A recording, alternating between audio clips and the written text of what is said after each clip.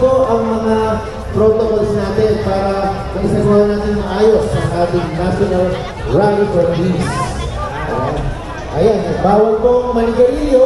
Opo. Ayan. Huwag po rin, ayan. At huwag po ilagay ang mga placards sa mga halaman.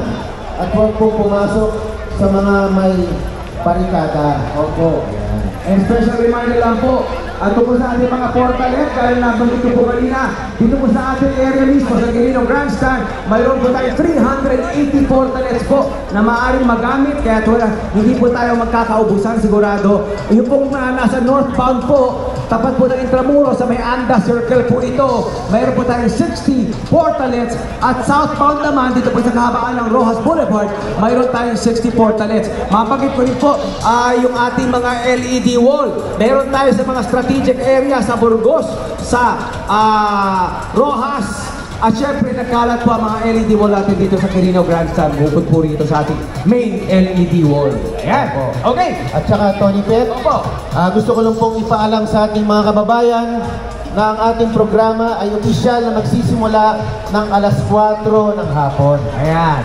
O, itong mga napapanood nyo dito ay mga patakang pa lang. Opo. Pampagana. Pampagana. Ulitin natin. Anong oras po tayo ngayon?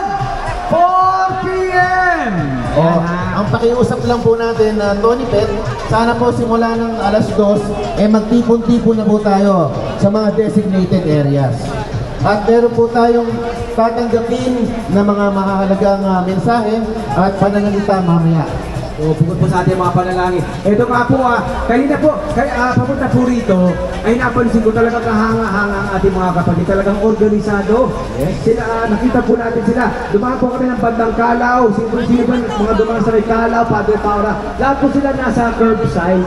Ang ating mga kapatid naglalakad, organisado, very disciplined, naglalakad sa kanan para po tuloy-tuloy ang daloy ng mga sasakyan, mga motorista natin. Yan nakakatuwa. Yan ang tatak talaga ng mga kapatid. Disiplinado. Totoo yan. Totoo yan. Okay, so, ngayon naman nakita natin ang mga kapatid natin, mga kababayan natin, meron sila mga dala-dala mga placard, mga silence dyan, nakakatuwa, nakakatama ng puso. Ipagpatuloy po natin yan. Siyempre online, tayo po online. Mangyari po lamang na tayo po ipagpatuloy po natin ang ating pag-hashtag, pag-post, para malaman po ng buong mundo, online po, worldwide po, no? Kung gaano po tayo kasi at kapositibo na may palang po sa lahat na ang tunay na kapayapaan ay nasa pagsakaisa. Palakpakan kami kasama si Yawan!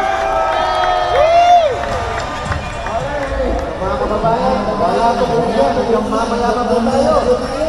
Okay. Ang buti din namin sa iyo, marami pang entertainment. Okay, ito na. Ready na ba kayo sa ating usap sa mga performance? Ayan, nakikita sila. At mga talas mo natin.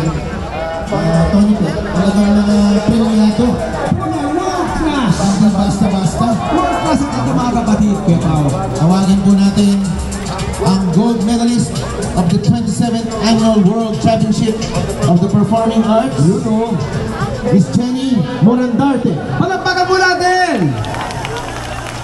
Tawagin din po natin ang tawag ng tanghalan Season 5 finalist, Shane Goulier. At ito po, ang ating isa pang pinagmamalaki mula po sa tawag ng tanghalan Season 7.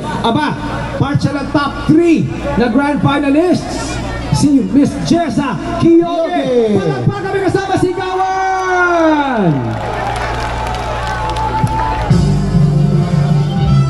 Hello po mga kababayan doon, mga kapatid ko! Sana nag-enjoy po kayong lahat. Pakalaw niyo po isang sabayin nito ako. Ngayong mundo'y gulong-gulo, lahat tayo'y litong-lito, pag-ibig sa kapwa-tao, sa daigdig dapat ituro, kung bawat puso ay marunong magmahal, kapayapaan, kasiyahan, iyak na makakamtan.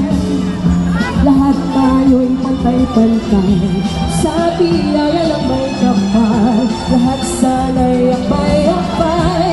ng tumulong kanino man. Kung bawat tao ay marunong magmahal, ano mang kulay o salita, tiyak na makikisa.